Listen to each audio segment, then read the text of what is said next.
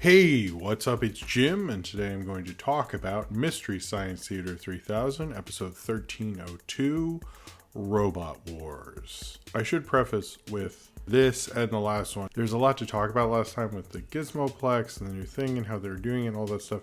So that was a bit overwhelming almost to review, to cover everything. Also, you have to review an episode and a movie at the same time, which is always fun about reviewing Mystery Science Theater. It is a little challenging, but there's Gizmoplex, how they're rolling out, all those things. These are rough cuts that I'm reviewing. They're not the finished cuts. I actually don't have credits on them, so I don't actually know who the writers are, things like that. I am going to watch the final cuts. I might do like a re-review of those later. But I wanted to preface that because in the Q&A afterwards, they were talking about that a lot, and I don't think it was directed at me specifically, but I just wanted to emphasize that because they emphasized that, and that is fair is fair. However, episode 1302, which is the 219th episode, which is Robot Wars, is a really good one. I would say with this episode, this reminds me of a Sci-Fi Channel episode, basically. Like a good, like it feels like a movie Sci-Fi would make them riff back in the day. Like, I'm like pretty convinced Sci-Fi Channel played Robot Wars at one time. Like that doesn't seem too crazy, right? I think that happened. Maybe I kept thinking of that because of the choice of movie, but it almost felt like a lot of the host segments Jonah and the Bots were doing, particularly the kind of 90s, going back to a 90s world kind of thing. The sidekick, Stumpy or Slumpy or Grumpy, whatever, skit, and the Robot Wars skit at the end.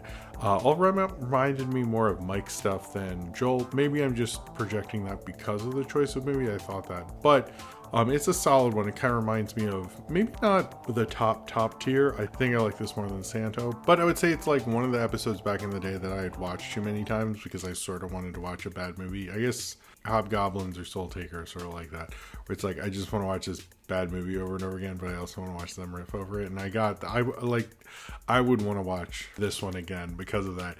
It had a good vibe to it. They also did the Baron Vaughn did his riff where it's like this person playing this person as this person doing that. I don't know what that riff, that joke is called, but I like that. They also, I think they made a Nanobots joke, a Sci-Fi Channel joke in here as well. Maybe I feel like I might have messed that up or something. And a bunch of Oasis jokes. Clearly someone was listening to What's the Story Morning Glory quite a bit while writing this. I just think it's a pretty damn good episode. I don't think, of 13, it's my favorite of 13. It's my favorite of the probably topper tier Jonah. I'd put it that way. I'd say it's fairly up there. Like, I had a good time. It was really enjoyable. I think the movie itself is a bigger deal to an episode than people realize, and I think this is one of those where, like, Robot Wars isn't the worst movie they've ever reviewed. It's kind of enjoyable in its own B-movie way, so that kind of helps. It's interesting to note that the second episode of the last season was Atlantic Rim, and the second episode of this season was Robot Wars, and it seems to be like the second episode is a movie. Either Atlantic Rim was a ripoff of Pacific Rim or a mockbuster of Pacific Rim. And then Robot Wars, I heard a lot about when Pacific Rim came out. Like, people were constantly playing it and reviewing it and stuff like that. So I kind of find it interesting. I'm curious if they're going to keep that up or it's just a coincidence and I should really just relax. But it's an interesting coincidence, and part of me wants them to just do Pacific Rim. Although I don't hate Pacific Rim, I think it's a good movie. But it is interesting. Not much of a Robot War, which I think they did. Also, they did a good credits riff. I think their credits riff. And I will also say this, when there was nothing going on and they're just randomly riffing things, where they made an Oscar the Grouch joke, they made like tons of just random jokes. Those worked so much better than riffs that had to do with the plot. And that, I think, says a lot about them as comedians, that they can just make random image of person running across the screen hilarious. Is pretty, there's a lot of talent there. We also got Dr. Cabal, who Baron Vaughn plays as his first kind of evil mad science role. We haven't really seen that for him or Hampton Youth, so it's cool. Much in the tradition of Crows and Servos, he's also playing one of the Mads, or one of the villains. And I liked Dr. Cabal, Captain Cabal, I think it's Dr. Cabal. I like that character. That's interesting.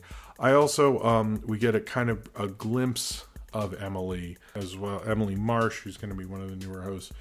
And she's going to be Emily Connor. I'm curious if that's like a Sarah Connor. Usually, like, he's Jonah Heston. They each have a reference.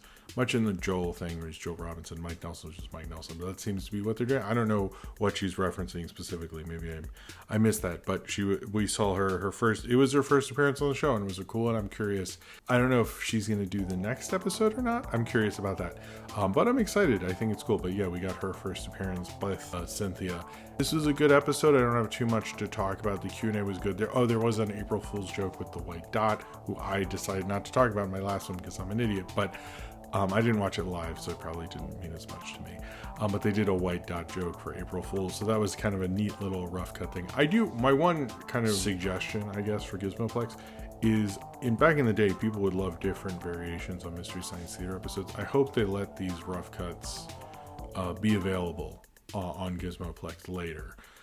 Because they've been fun events, and even though I'm going to rewatch the final cuts, I think that would be a cool thing to have. I can imagine back in the tape trading days, you'd be like, you have that, I'll trade you 5 episodes of blah, blah, blah, you know, all that stuff. So I think that would be cool. This is just a good solid episode of MST3K Robot Wars. If you're like kind of not as into watching a Santo movie, I think also the movies have been like really cool cult movies. I like this movie lineup so far, at least. We'll see.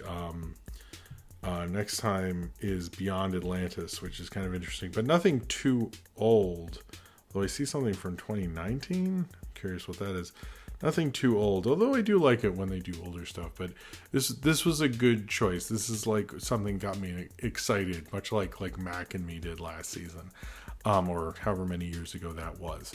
Anyway, if you're going to check out this new season, and when you eventually can watch Gizmoplex, if you're not a backer, or if you are a backer and you haven't checked out, please do. The other thing, it was a little hard to find. It didn't come up on my main menu screen, but if I went to the, the products, the library, and looked under purchased, it was under Gizmoplex Event Pass.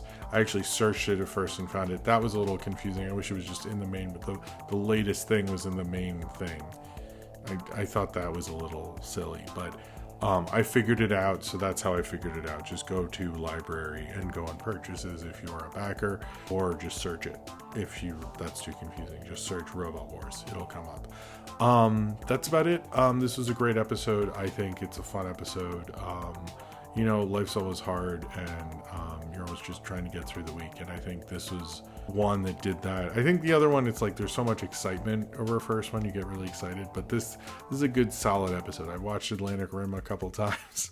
Maybe this reminded me of that, but it's just a very solid Jonah episode. I think more top tier. So maybe I'm thinking I should give Santo another chance. I'm excited for Emily. I'm excited for Dr. Cabal, and I'm excited for the future. The last one was like, okay, they can do it, and now I'm like, okay, they can do it better, and the future looks cool too. So I'm excited for all that. Keep circulating those tapes and keep enjoying this before it goes on. I didn't really check out the Manos event as much as I should have. I'm not doing the live events, just these live things, but I like how they're doing them.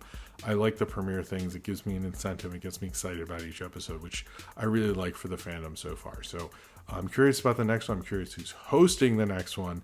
I'm excited to see it either way. Seeing a full Emily Connor episode I'm excited for that, and this made me feel good about watching each one and reviewing them and being excited for this show. And I think maybe that's what a show should be, but a solid episode of watching robots criticize a robot war movie. I mean, what's not to like?